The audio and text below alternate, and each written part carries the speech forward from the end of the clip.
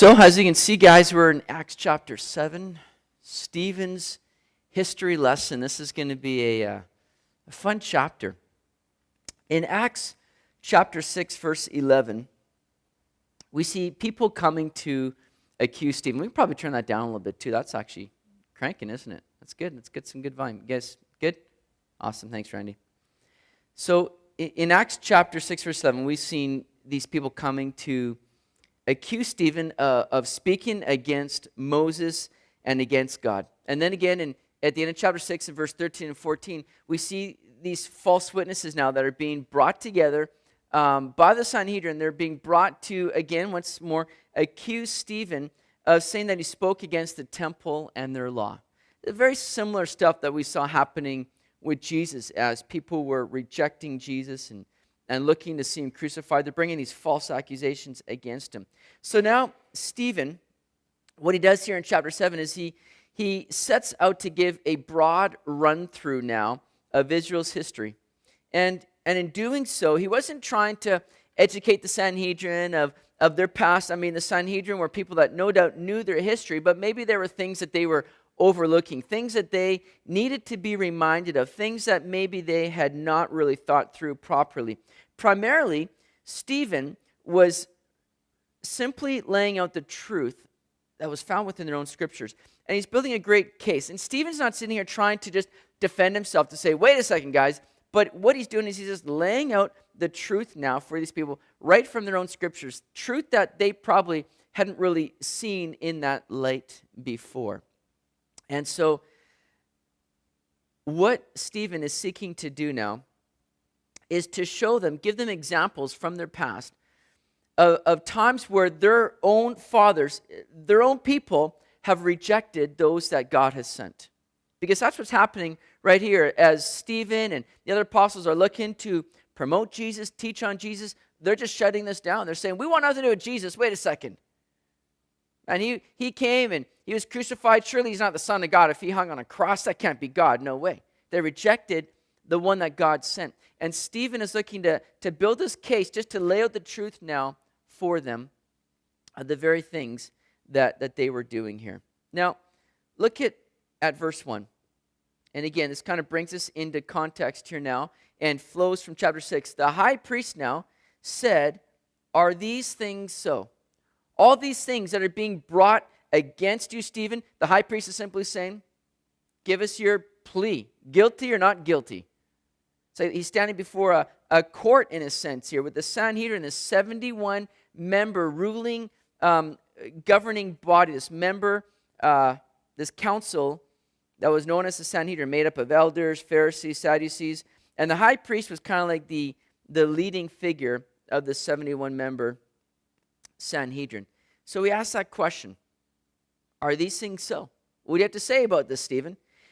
People are saying that he's telling others that Jesus is going to destroy the temple and then he's going to change the customs of Moses that was given to them. And remember, like I said, they brought in these false witnesses to say all these untrue things about Stephen. Yet in all that stuff, what does it say at the end of chapter 6? That Stephen just sat there with his face like that of an angel. He's not in turmoil over these false accusations. He's in perfect peace with the Lord, right? False accusations coming and he's just glowing, right? Face of an angel. I think that probably would have been said about me too. Face of an angel. Maybe a fallen angel. I would have been like bitter. I would have been like, what are you talking about, man?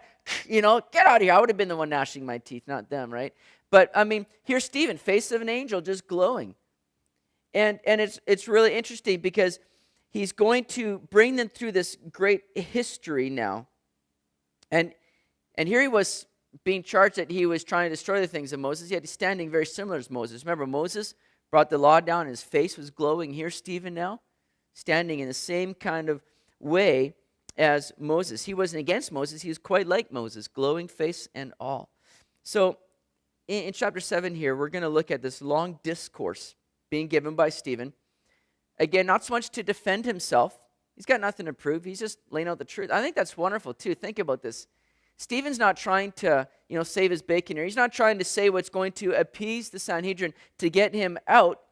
He's just saying, I'm going to lay out the truth for you guys. Whatever that does to me, so be it. I'd rather stand by the truth than be, kind of let go and freed by a lie. And so Stephen just simply says, I'm going to give it everything. And he's going to give this case of Israel's long history, not just a history lesson, but a history of Israel's rebellion and stubbornness, to show that the way that these leaders are acting today is no different than what we've seen all through their history. And to build a case, basically, that God is not subject just to working there in the temple or working just in Israel, but all through the history, God was not subject just to certain places and a certain people, but he worked along all these things. And so, look at verse 2. And he said, Stephen now begins this great sermon. And he said, "Brethren and fathers, listen. The God of glory appeared to our father Abraham when he was in Mesopotamia before he dwelt in Haran, and said to him, get out of your country and from your relatives and come to a land that I will show you." Stephen shows now that God appeared to Abraham, again, outside of the temple, even outside of the land of Israel. Abraham's hanging out in Mesopotamia. This is where he's grown up, in a land just with a pagan people, a pagan country, full of idolaters and all. And there's Abraham growing up in this. And God, just by his grace, goes and he selects this man for a special task, a special role in God's economy here. But he's not a Jew, he's not a Hebrew. They haven't had those people yet, right? He just selects him out of Mesopotamia, calls him out even while he was in a heathen land. And God called Abraham, I love this too, this pilgrim's life, to be a sojourner. Abraham, get out of your country, leave your family, and just let's get on the move here, okay, Abraham? We're going to move. And notice there, God says, come to a land that I will show you. Don't you love that? Abraham didn't sit back and go, wait, God, where do you want me to go? What's this place like? Are we there yet? Where, he's not asking all these questions, right? He's just told to go. And Abraham is either going to respond in obedience or not. You can either sit back and go, well, I want to see all this figured out. I mean, aren't we like that oftentimes? We want to see the whole puzzle fit together, how everything is going to work, how everything's going to fit together. When God says, here's what I want you to do. Well, okay, Lord, great, but I'm going to just hold back now. I'm going to be a little bit slow until I see how that's all going to fit together. But God doesn't do that. God calls, and he wants us to begin to step out in faith and just to respond in obedience. And here's the thing. Abraham begins to go. And as Abraham begins to go, then God begins to arrange the puzzle pieces. Then he begins to put the next piece into play. And he begins to show a little bit more of the picture. God's not going to be quick just to unravel it all for us, because then it voids us from walking in faith, how God wants us to be. So God simply says, come to a land that I will show you. I'm not going to show you yet, Abraham. I'm not going to reveal everything to you right now. That'd be too easy. No. Just step out in faith. And it's going to be fun. It's going to be an adventure. And that's what God is calling Abraham to do, to live that life of faith, to live that adventurous life of just trusting the Lord, and to be a pilgrim. Don't begin to put down roots. Don't begin to just hang out in one place. Be a sojourner, right? This is what Abraham and many of Israel's forefathers were called to do, right? It's what we're called to be. We're called to be sojourners, pilgrims in this world. We're not to begin to put down heavy stakes in this ground. We're to live with loose roots in this world where we can get up and go as God calls and directs. Such a blessed way to live, because there's less disruptions when we are living that way, isn't there? When we're living without heavy stakes in the ground. Because, man, when I plant myself, right, it's like, man, when you get home from a busy day of work, there's nothing wrong with this, but here's an example. You get home from a busy day of work, right? And you maybe go to the fridge, you get a nice bowl of ice cream, and you sit down on the couch, and you got a blanket over you, right? And you just want to veg out for a little bit. You turn on the TV, something like that, and you just sit down, you veg out, and all of a sudden, you got a child saying, hey, Dad, can you curse? I want to show you something. Dad, can you curse? You're just like, what? I just sat down. I don't want to get up right now. You don't want to be disturbed, right? You're comfortable. You got your bowl of ice cream, your blanket on. You're like, I don't want to wreck this moment, And it's like that with God sometimes, where he says, I don't want you to put down heavy stakes to where you're going to be bothered, you're going to be rocked when it's time to move on. Be living with loose roots in this world and ready just to follow the Lord where he says and where he calls. And this is what Abraham is called to do. Go. Get out of your country, from your relatives. Well, Lord, wait a second.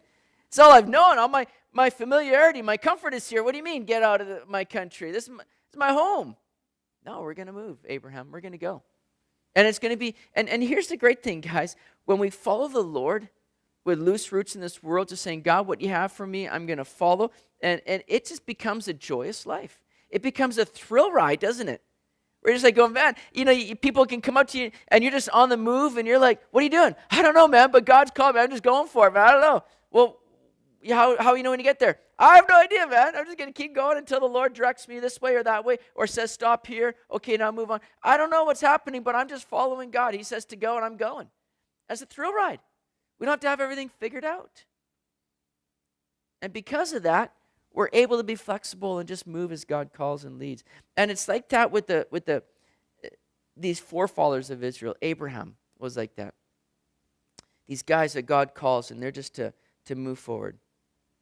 So, again, come to a land that I will show you. And when we begin to step out in faith, God begins to show the next piece of the puzzle. He begins to put the next thing into play and reveal to us bit by bit what he's got in store. It's an exhilarating, exciting life of faith as we follow God. I pray that we're doing that. We're just surrendering everything to the Lord and saying, God, just lead me. I'm ready to follow. And then in verse 4 here, then he came out, Abraham, came out of the land of the Chaldeans and dwelt in Haran. And from there, when his father was dead, he moved him to this land in which you now dwell. And God gave him no inheritance in it, not even enough to set his foot on. But even when Abraham had no child, he promised to give it to him for a possession and to his descendants after him. Abraham leaves Mesopotamia. He comes to Haran, and then he stops, right? And he dwelt there for a time. And this period in his life where he stopped in Haran is going to be wasted, unfruitful years in his life. Because that was not the place that God had for him. God didn't say, hey, Abraham, let's take a little bit of a pit stop. Let's take a bit of a break and run. God never instructed him to do that, but Abraham chose to do so. It was a time where Abraham was walking in partial obedience. He was on the go from where he was from, but took a bit of a break. Partial obedience here. You see, remember, Abraham was told to leave the country of Mesopotamia and to leave his relatives, his family behind. Yet what do we see here? In verse 4, that when his father was dead, Abraham took his father with him. And we also know that he took his nephew Lot with him. Abraham, again, following part of the plan, but not the full plan, not full obedience. And you see, Lot's going to end up being a real kind of burden, a bit of a nuisance to Abraham. He's going to kind of hold him back a bit in some ways. And when we choose to hold on to things that are outside of God's plan or God's will for our lives, it's going to become a burden for us. It's going to be that which is going to potentially hold us back from the fullness of what God has for us. Abraham held on to things that he wasn't supposed to. And we can be a lot like that, where God says, okay, here's what I have for you, but we kind of hold on to some of those things that maybe are a comfort to us. Oh, I can't leave my dad. No way, man, I got to bring him with me. It's a comfort. And in our lives, too, there are things that we might find comfort in, but it's not of the Lord. It's not what God has for us. And God said, I want you to leave those things. Let go of them. We might choose to kind of hold on to them for a bit of sake. Oh, God, no, wait a second. It's just, I'm not really, using this law. It's just sort of there if maybe I need it. But it's going to be that which is going to hold us back from what God has for us. Now, with Abraham here, it didn't mean that the promise was nullified now that he had done this, but it was certainly put on hold. Certainly Abraham wasn't going to really experience the fullness of God, the leading of God in the same way until some of these things were taken care of. But once Abraham continued on into the land of Israel, then God was really going to bless him.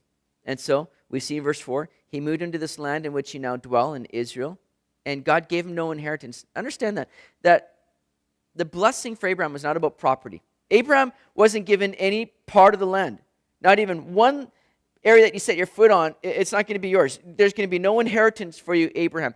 His reward or promise was not about property, but more so about posterity, that God was going to bless him through giving him a family. And from his seed, all the nations would be blessed. There'd be a great posterity from Abraham. And basically, when Abraham heard that, Genesis 15, well, let's read that actually. Genesis 15, verse 3 to 6. Then Abraham said, "Look, you have given me no offspring. Indeed, one born of my house is my heir. And behold, the word of the Lord came to him, saying, This one shall not be your heir, but one who will come from your own body shall be your heir. Then he brought him outside and said, Look now toward heaven and count the stars, if you are able to number them. And he said to him, So shall your descendants be. And he believed in the Lord, and he counted to him for righteousness." Abraham understood that this word given to him, that from his seed the nations would be blessed, that it meant this promise of life. That was the promise to Abraham, that there would be this promise of life, that God would bring about a great nation, a people, and through that nation would come again, as Paul says in Galatians, that seed, singular, Jesus Christ, would come, who would be the great life giver and save all people. Abraham understood that through him, God would fulfill his ultimate promise of saving the world. And Abraham now believed, and catch this, I love this, it was accounted to him as righteousness. Abraham didn't wait and see, okay, God, that's awesome. That's so cool, wonderful. Just going to wait and see how this all plays out. No, he believed. He had faith in that. He knew, God, you're going to do something great here. I don't need to doubt that. I don't need to question it.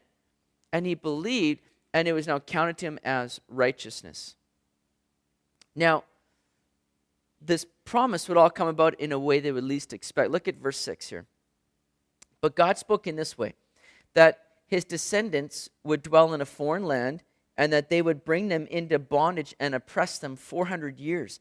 And the nation to whom they will be in bondage, I will judge, said God, and after that they shall come out and serve me in this place. It's not a very, perhaps in Abraham's mind, a very good way of seeing this promise come to fruition.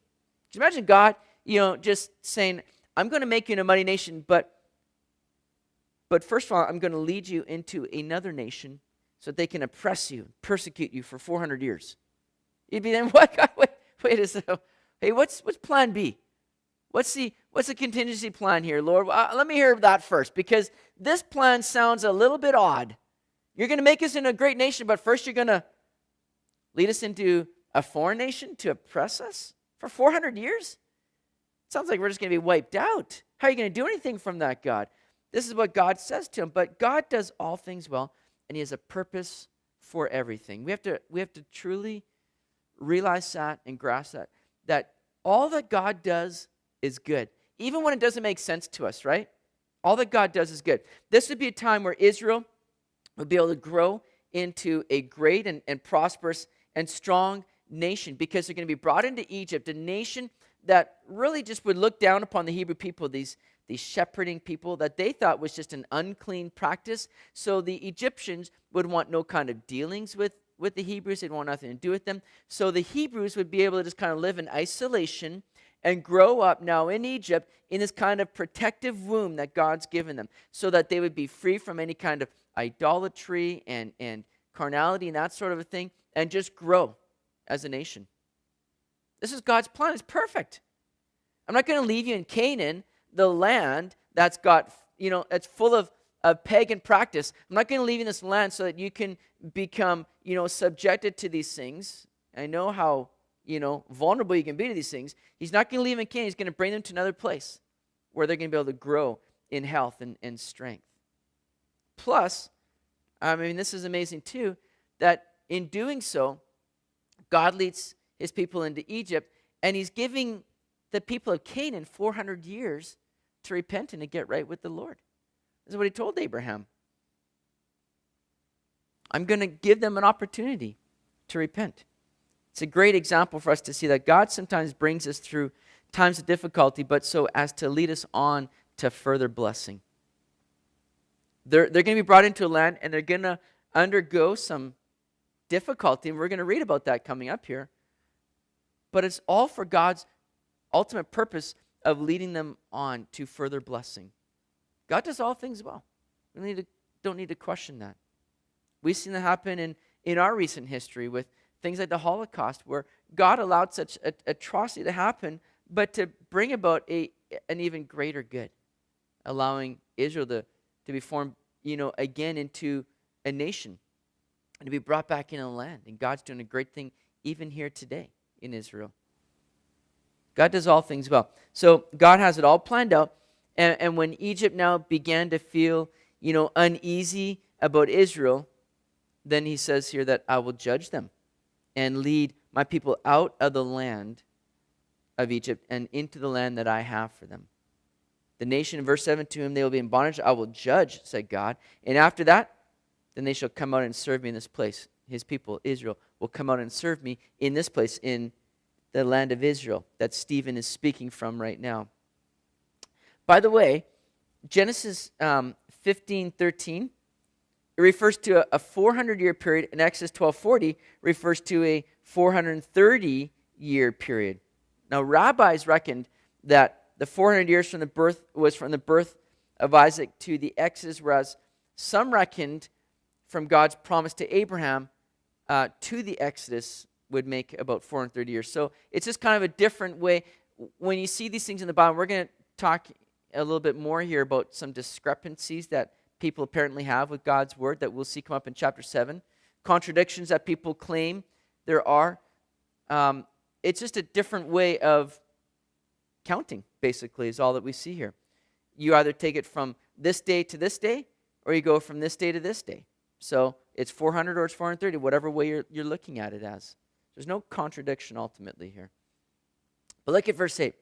Then he gave them the covenant of circumcision, and so Abraham begot Isaac and circumcised him on the 8th day, and Isaac begot Jacob, and Jacob begot the 12 patriarchs. So Abraham was just blessed abundantly here. He was saved by grace, and it was accounted to him as righteous. And all this came before circumcision, it came before the law, it came before the temple. None of those things then were requirements for a right relationship with God. Again, that's what Stephen is trying to show them. None of these things were requirements for God blessing his people. It wasn't because of circumcision, it wasn't because of the law, or because of the temple, because Abraham was accounted as righteous before all of those things. Remember the context. Stephen is being blamed for speaking against the law, speaking against the temple and against God, but Stephen is showing that God is bigger than those things and is not confined to those things. Over the years, the fulfilling of ritual had just taken the place of the enjoyment of reality. People were just so caught up in just going to the temple, doing our religious practice, doing all these things, and it kept them from really just enjoying the fullness of who God was and the reality of a relationship with him. It became just all external. Their hearts were far from God. So Stephen's directing them back to the reality that people had of just a closeness with God, not because of religious ritual, but just because of the grace of God. Abraham was a great example that salvation and righteousness was not about works, but is all about faith through God's grace. Abraham's a great example of that. So we move from the life of Abraham, and we begin to look now at the patriarchs in Egypt. Look at verse 9 here. And the patriarchs, becoming envious, sold Joseph into Egypt. But God was with him and delivered him out of all his troubles and gave him favor and wisdom in the presence of Pharaoh, king of Egypt, and he made him governor over Egypt and all his house. Now, notice those words there. But God was with him. You see, just as God was with Abraham outside of Israel, so too God would be with Joseph outside of Israel. Again, that was the important truth that Stephen was looking to communicate with the Sanhedrin. God's not confined to a location. Joseph and others did not need to be at the temple to be close to God. There wasn't even a temple at this time. There wasn't even the tabernacle at this time. Joseph did not need to be at a specific building or house of God to be close with God, because Stephen says God was with him. God was with him. wherever he was. And God was there to deliver him out of all his troubles. And Joseph's life, that was a life full of trouble, wasn't it? I mean, this guy went through the ringer, didn't he? Joseph went through some real difficulty. In fact, Joseph's life was brought up as an example because he's one of the clearest and purest types or pictures of Christ in the Old Testament. We're going to look at a lot of those different types of Joseph and how he is a picture of Jesus Christ. We'll look at that in a few minutes here. But here's Stephen now, and he's bringing up the life of Joseph here. Perhaps Stephen's audience was beginning to get a little bit uncomfortable as they began to hear about Joseph and be reminded of the way that he was treated. This was a great man of God, and yet it was his brothers, his own family, that mistreated him and rejected him.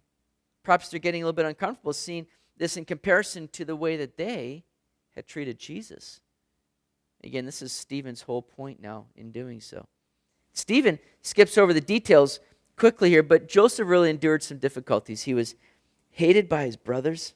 Some of you can say amen to that. Boy, But he was sold for 20 pieces of silver, sold on the slave market in Egypt, falsely accused of assault by Potiphar's wife. He was sent to prison, forgotten by the butler who was released from prison. And you think you have a bad day every once in a while. Think about Joseph here, right? I mean, this guy, like I say, he went through the ringer. But as verse 9 says, again, God was what? With him.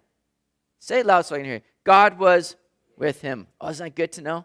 God was with him even through all of that. Is that true for you today, guys? Is that true for you today? It doesn't matter how big your problems may be today. If God is with you, then you have one that is bigger than all your problems, who's working out all things according to his plans and his purposes. You know, we begin to freak out. We begin to worry and fret because we look at the circumstances around us. When God's simply looking at the big picture, he's seeing how everything is fitting together. He's seeing, yeah, you know what? Here's maybe a moment, a time in your life where the fire's getting turned up a little bit, but it's refining, it's bringing you through. And if you could only see what's awaiting you, it's going to be great. God sees the whole picture. We just see what's right in front of us. And we have to get above those circumstances and get that aerial view like God has and say and see and recognize that God's working it all out. God's doing a work through all of that. If we could get a glimpse, even by faith, that he's working it all out for the good, then we'd be a lot more at peace in the midst of the storm, wouldn't we? We have to be reminded of that at times. Because, you know, when we get our eyes on those difficulties, on those trials, on those hardships, and it can really rob us of our faith. It blinds us to really be able to trust in God. But if we can rise above that and by faith say, God, you're bigger than this. You're handling it. Because God, you're with me. Even in the midst of this, I don't need to doubt that. I don't need to wonder what you're doing or where you are. Because God, you're with me right now, right here. And you're leading me through. And if we can come to that realization by faith, it's going to allow us to have a lot more peace in the midst of our storms that we go through. Romans 8:28 sure is a verse that speaks right into the situation of Joseph. Romans 8:28, we know that all things work together for good to those who love God, to those who are the called according to his purposes. And Joseph, man, that verse could have been written solely for Joseph. I'm thankful that it's written for us all, but Joseph lived that out. All things were working together for the good. I mean, one thing after another Joseph experienced. It's trial, it's hardship, it's all these things, and yet, boom, he ends up in this situation, God uses it. And also he ends up in this situation, again, it seems like a setback, but oh, wait, God's using it. Then he ends up in this situation, it's a setback again, I'm in prison. Oh, I'm going to use you here. You're going to do a work with these two guys, one of them is going to be released, and he's going to eventually remember you, which is going to lead you back up into being, the guy in command over Egypt. I mean, God's doing a great thing. Working all things out for the good. And you'll do that in our lives too. And we need to just hold on by faith and trust that he is working it all out for the good. That he's with us. We don't need to fear or worry. or fret over those things, but by faith, just keep leaning on him. Now look at verse 11. Now a famine and great trouble came over all the land of Egypt and Canaan, and our fathers found no sustenance. But when Jacob heard that there was grain in Egypt, he sent out our fathers first. So again, a famine comes, and notice that a great trouble.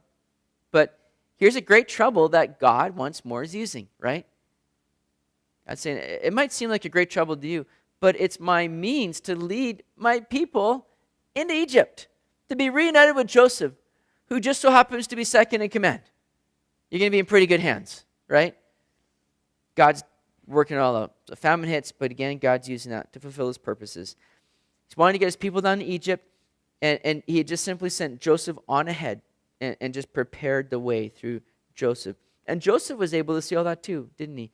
I mean, at the end of his life, at the end of Genesis, chapter 50, verse 20, Joseph says, "But as for you, you meant evil against me, but God meant it for good, in order to bring it about as it is this day to save many people alive." What a great witness. What a great example it is. Joseph says, you know what? You meant all these things for evil. And certainly his brothers, they had evil intent, right? They weren't necessarily acting according to God's heart here, but God used it. Joseph ends up being sold as a slave, ends up in a foreign country, and yet he's able to look back on all this and go, oh man, those are good times. No, probably not good times, but he's able to look back on it and go, boy, those were crazy days, huh, guys, But hey, his brothers are sitting there trembling, like, this is it. This is the time he's going to kill us. He's going to knock us off, man. We deserve it too, man. Oh, no, we're dead, And I mean, they're fearing. But Joseph just says, hey, guys, you know what? Forget about it, man. You meant it for evil, but guess what? There's somebody working that's greater than you, that's higher than you, that's above you, and he meant it for good. God turned it all around for good. Praise the Lord that God's able to do that. In your life, whatever situation you have going on that you think, man, there's just evil abounding, how is this ever going to turn around? Just know that God's able to take all that, and he's able to turn around and do good from it. Do you believe that tonight? I sure do. He's able to do that. I'm thankful for that. Great perspective to have on things. No matter what happens, God is able to bring it around for good. I'm going to share with you guys, and I don't know if I should or not permission to do so, but I trust this guy will be okay with it. But, I was visiting with, some of you know Brent Mills, and he did some work in our building here. He'd come to a number of our studies, come to the church here, and great Christian brother. Well, he's got cancer right now, and he's got a tumor right in the esophagus. He's in the hospital, and he's not able to swallow anything. He's not able to eat anything. And he's sitting here just rejoicing in God that he's having opportunity to witness to many people and pray with people. Just a girl in his own room, who was battling with a cancer and had lost feeling in her arm and was paralyzed.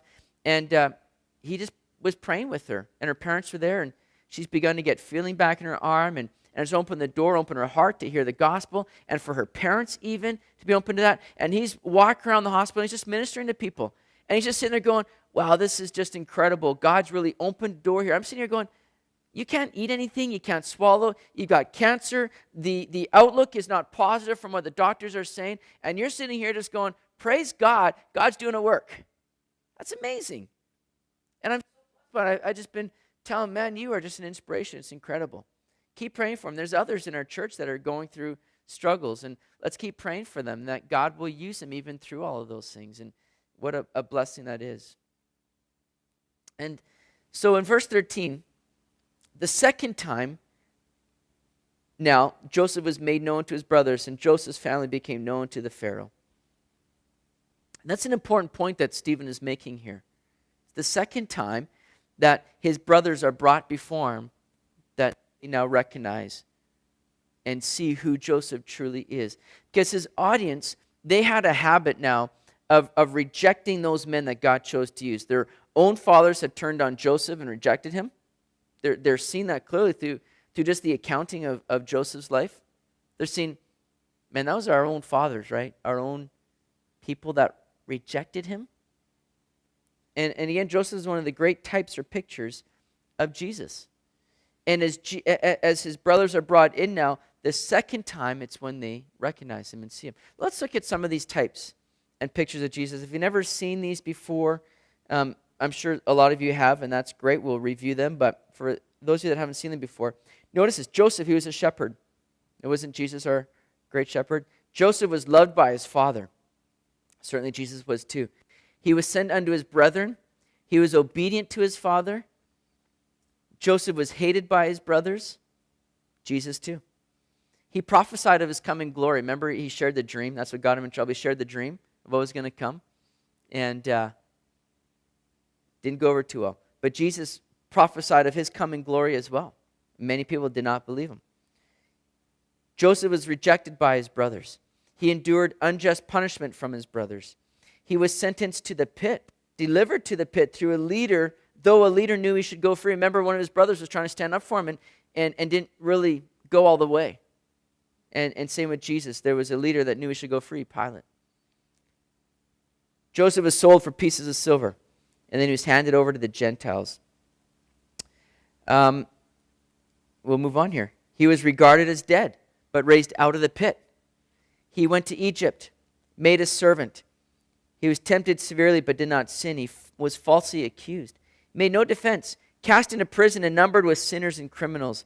Endures unjust punishment from Gentiles. Associated with two other criminals. One is pardoned and one is not. That's interesting, isn't it? Joseph, there in the prison. And remember, one of them would be set free, the other would not. Jesus on the cross, two criminals. One is entering into paradise in that day and the other is not. Joseph showed compassion. He brings a message of deliverance even there in prison. He wanted to be remembered, shown to have divine wisdom. Joseph was recognized as having the Spirit of God. He was betrayed by friends, glorified after his humility, honored among Gentiles while still despised or forgotten by his brethren. Given a Gentile bride, 30 years old when he began his life's work. He blesses the world with bread. He was the only source of bread. The world is instructed to go to him and do whatever he says to do. And he's recognized the second time he goes before his brethren. That's what I want to look at here. That's what we're dealing with here in verse 13. Just as what took place with Joseph, his brothers rejected him. They were brought before him, did not recognize him, did not know who he really was, until it was the second time that Joseph was revealed to them. And so too the Jews of this day had done the very same thing with Jesus. They didn't recognize when Jesus came the first time that he was truly God, their Messiah, their deliverer, the one that had come to save. They didn't believe it. They rejected him. And it's going to take them through a time of trouble and trial, which is going to lead them ultimately back to Jesus. The Jews are going to continue to go through a period of hardship, all through the tribulation, which is ultimately going to lead them to a place where they are brought before Jesus again, where they will once more recognize him. And it'll be at his second coming. Zechariah chapter 12, we're going to be covering this in a few weeks. I can't wait to get to this chapter. Zechariah 12:10, and I'll pour on the house of David and on the inhabitants of Jerusalem the spirit of grace and supplication.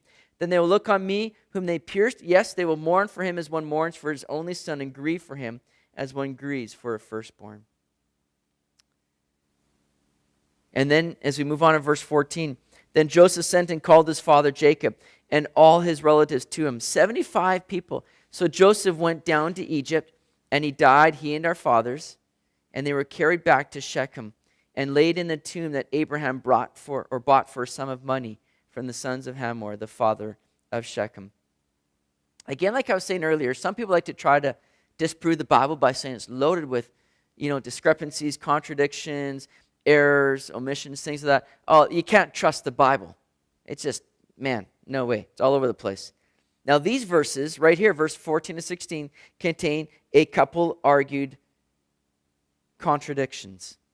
Now, Genesis 46, verse 27, and Exodus 1:5 says that there were 70 from Jacob's family that went down to Egypt. But Stephen, remember he was one of the Hellenistic Jews that were selected to be one of the early church, part of the team that would come and serve.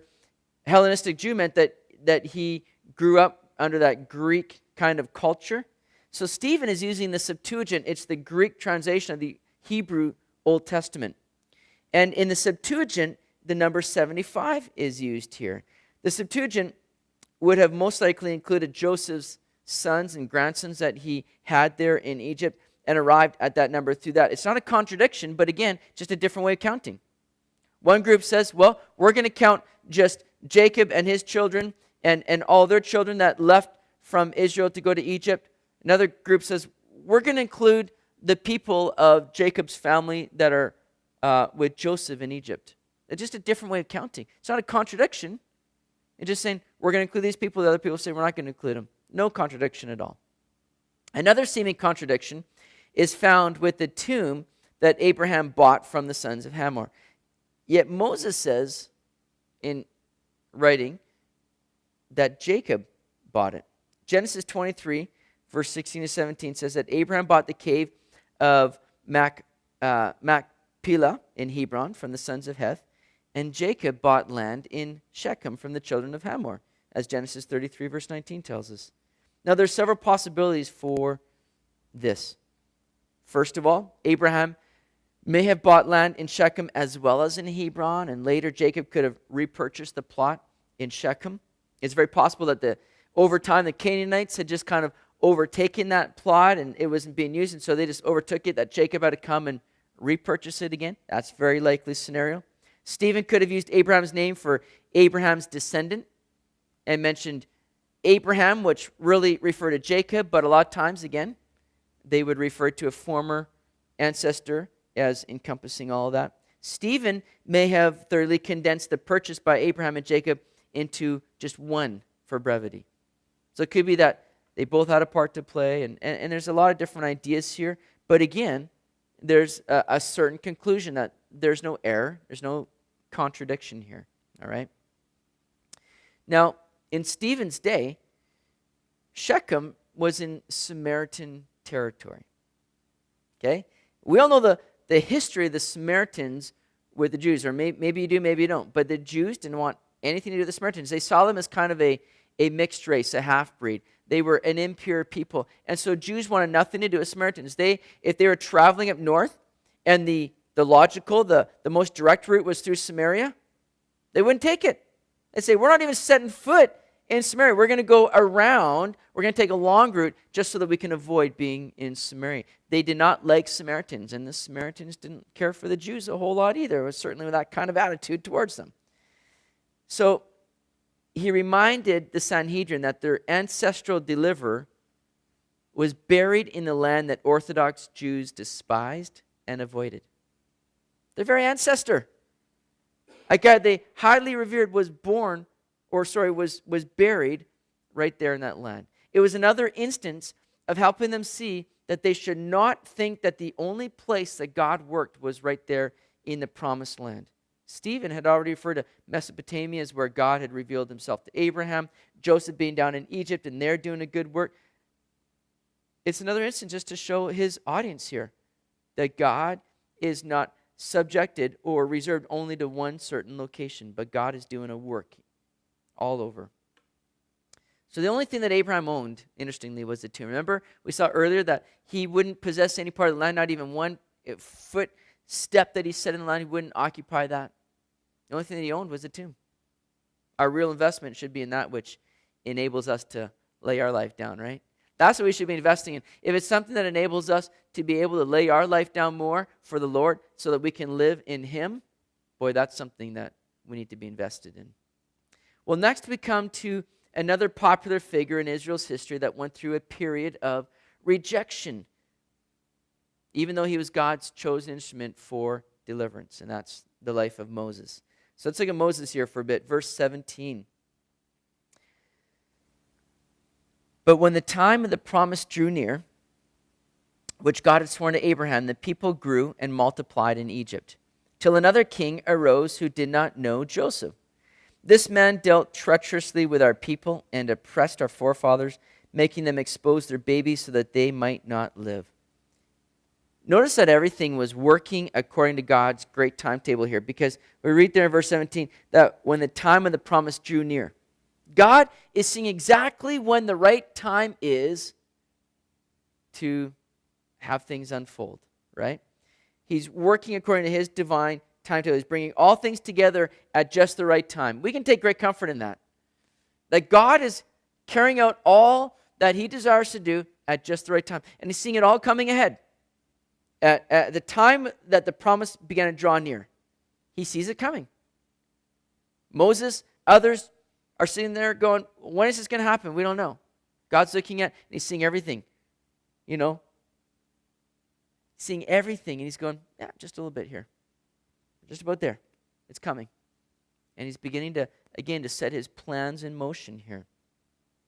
And to accomplish his desires, there would be some, again, hardship along the way. It's the same things that we experience at times. God uses difficult trials to do a greater work. We saw that with Abraham, with Joseph already here tonight, now with Moses. Going to carry out even times of hardship and difficult trials to do a greater work. And so we don't need to fear. Again, trials doesn't mean that you're walking in disobedience or sin, right? Don't let anybody tell you that. Oh man, you're really going through the ringer here. What have you done? What's the matter with you? You better get right with God. You ever hear people say that? Man, that's not the case. God brings his people through difficulty and trial, at times to refine us, but at times to again do his greater work, to lead us on into further blessing. And so we read there in verse 18 that a new king came into power, a new Pharaoh over Egypt. And he's a guy that saw how the Hebrew people were being blessed, and they were growing, they were multiplying, they were becoming very numerous. And this new Pharaoh thought, we got to do something about this, because these people, as they get stronger and greater, maybe they're going to come against us. Maybe they're going to try to overtake us. So that we got to do something. And so this Pharaoh thought, let's oppress them, let's bring them into slavery, let's just beat them down, so that they just become too weak to even think about doing anything like that. It's believed at this time in Egypt that there were about 2 million Jews. So again, it's a great work that God had done, wasn't it? Taking 70 people into Egypt, and over definitely a number of years, but growing them into a mighty nation now, right?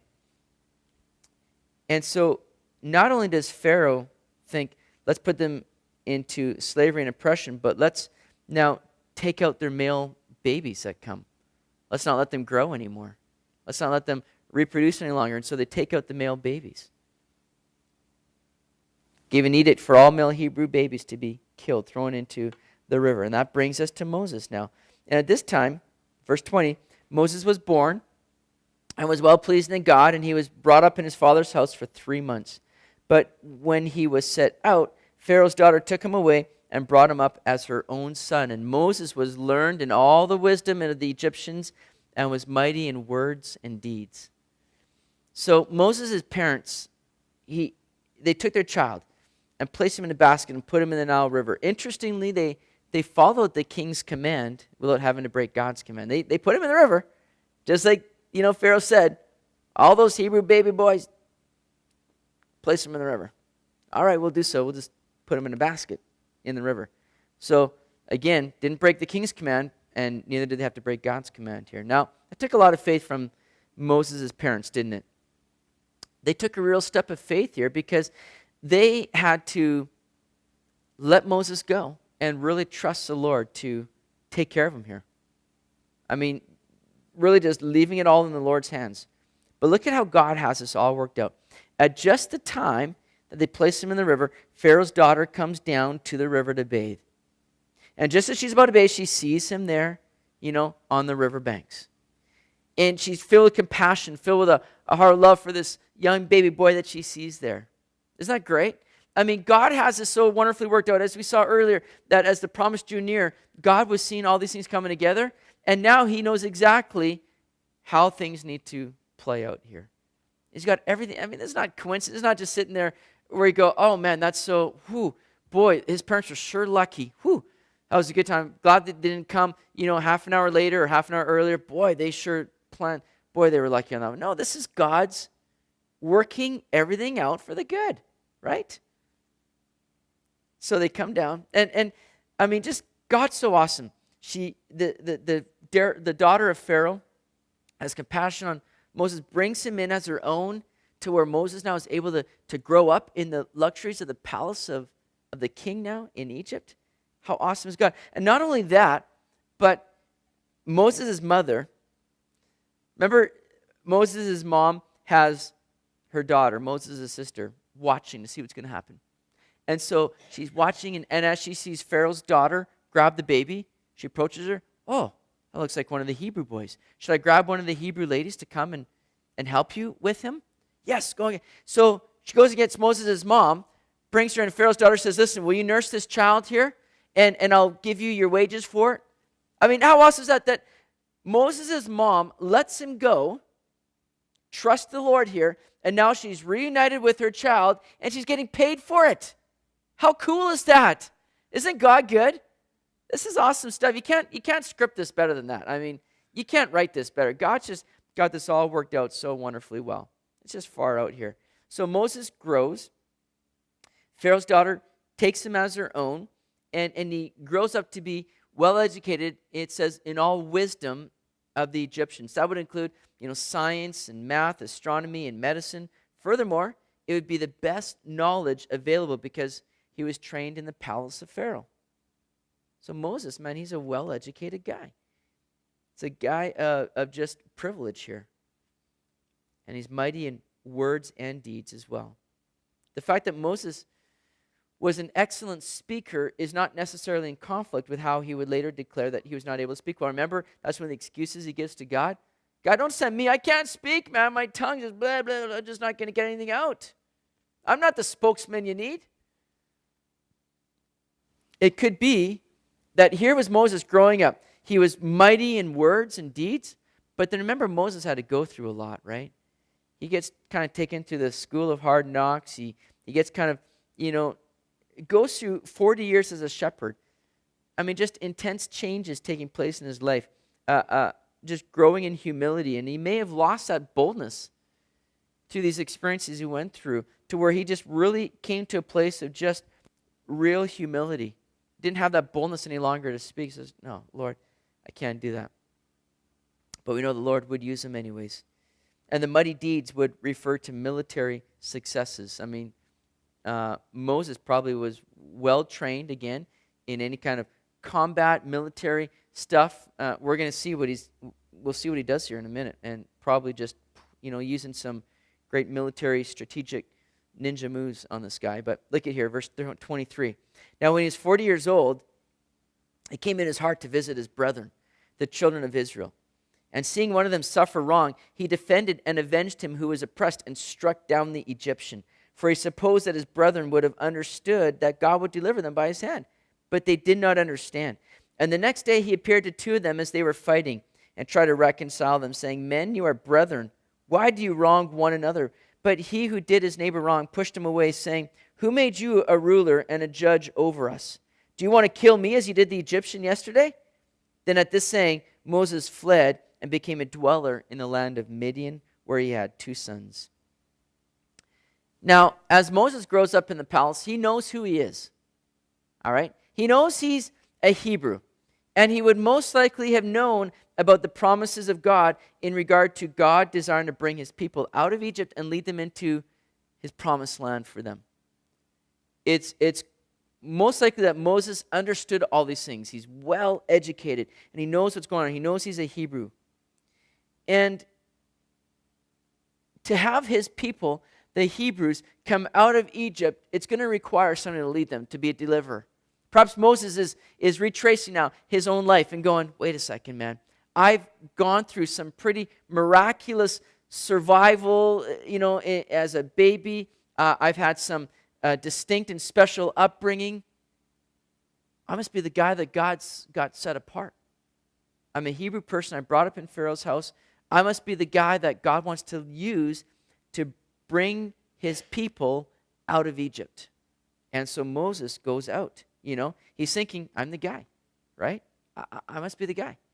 Gets his cape on, puts his tights on. He steps out now. He's like, I'm the hero, guys. I'm the one, right? And he goes to his brethren, it says.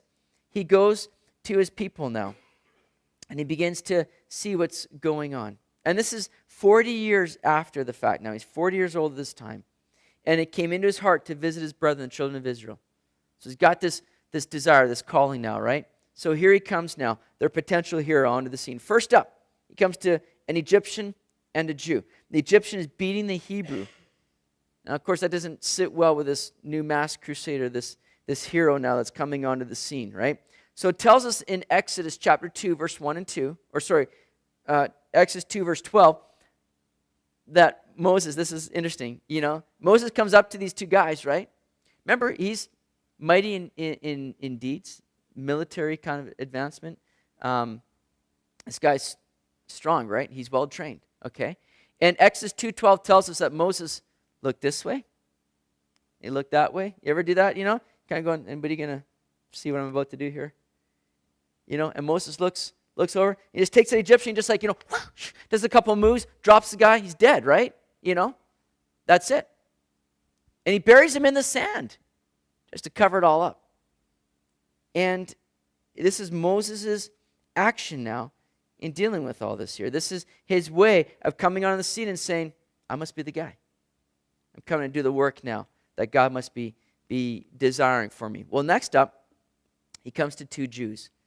And they're having a bit of a tiff here now. Moses, once again, steps in to break it up, and his desire is to help reconcile them. But the one doesn't want his help and begins to taunt him. Moses is shocked that they know about what he had just done earlier in killing that Egyptian. Remember, the guy says, what are you going to do? You going to kill me like you did the Egyptian? You see, Moses was the guy that tried to cover up his sin, but we can be sure, as the word tells us, that our sin will find us out. Moses had looked that way, he looked that way, but he didn't look this way, didn't look up. Didn't look to see that, wait a second, God is seeing all. I need to look to the Lord first, because nothing is hid from his sight. And it's important that we look to God for what he wants us to do. Because again now, Moses thought that he must be the guy, the deliverer. And though that was true, he went about it the wrong way. He moved forward in his own strength and wisdom. He went in the power of the flesh, didn't he? He says, here I am, guys. Oh, Egyptian beating the Jew? Not in my day, And he just knocks the guy down, kills him. Sees two Jews having a bit of an issue. He steps in and is like, hey, guys, it's me. The leader, the deliverer, right? You see my cape, my tights. I'm the guy, right? Just, you got to respect me here, right? He's coming in, but he's doing it all in his own power. He's not heard God say, all right, Moses, here's what I got for you. He's stepping in to be the guy to solve all the problems now, operating in the power of the flesh when he should have been powered by the Spirit of God. And so God leads Moses on to a period in his life where he's going to undergo this training and preparation time. Remember that as the Jew says to him, what, are you going to kill me like you did the Egyptian? Moses, it says, flees to Midian. It tells us that right there in verse 29. Became a dweller in the land of Midian. And it's going to be a period now that God is going to take Moses to prepare him for the work that God does have for him. It's true, God did desire Moses to be the guy, that he did place Moses in that situation to be the guy. But Moses had to be a guy that says, Lord, I'm going to move as you show me. I'm going to follow you. I'm going to be led by you. I'm going to be powered by you. Not by my own might, not by my own ability, not by my own desires. So Moses now is brought out to Midian, time of training and preparation. He's going to move out to the desert hills of Midian, where he's going to learn to tend the flocks of Jethro, his father-in-law. Great training time to shepherd the flocks there that Jethro has before he can come on in the scene to shepherd a nation.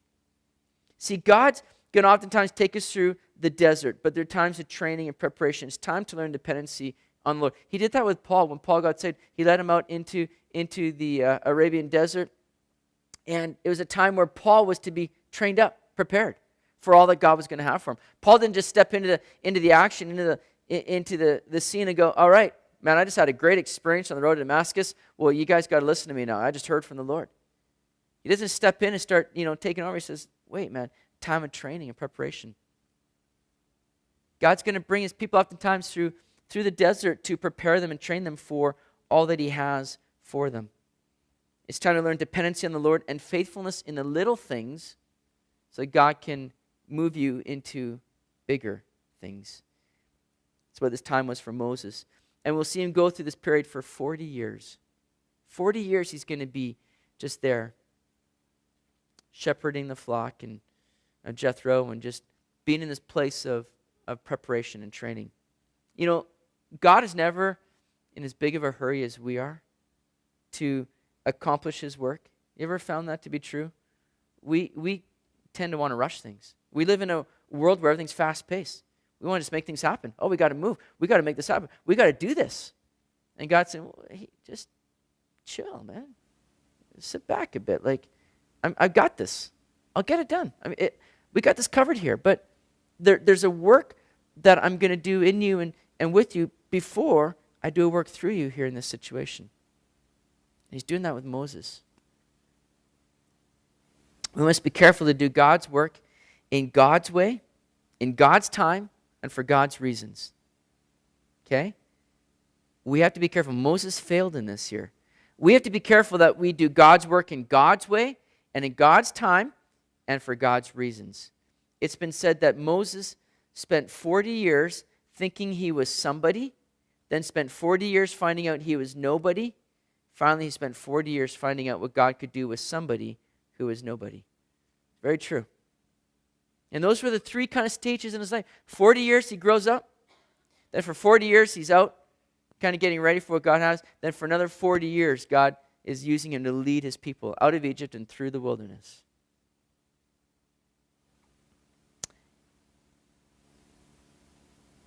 And in verse 30, we should really just wrap it up right there. Let's do that. Let's wrap it up right there. And we'll pick it up next week in verse 30, and we'll finish the chapter. Great chapter, long chapter, but a great chapter, isn't it? Just looking at the history, isn't it great to just go back, look back in the past and learn from some of these great examples and the applications it has for us? So we're going to continue to look at Moses and the things that God did through Moses and see how Stephen is guiding and directing this whole message, this whole sermon that he's giving here to really open up the eyes of the people. We know that the audience here, we know the outcome. They're just going to continue to follow the example of their forefathers who rejected everything that God was really ultimately doing and how he was leading. But Stephen is just laying out the truth for them here. Well, let's just go to the Lord in prayer here right now, and we'll wrap it up.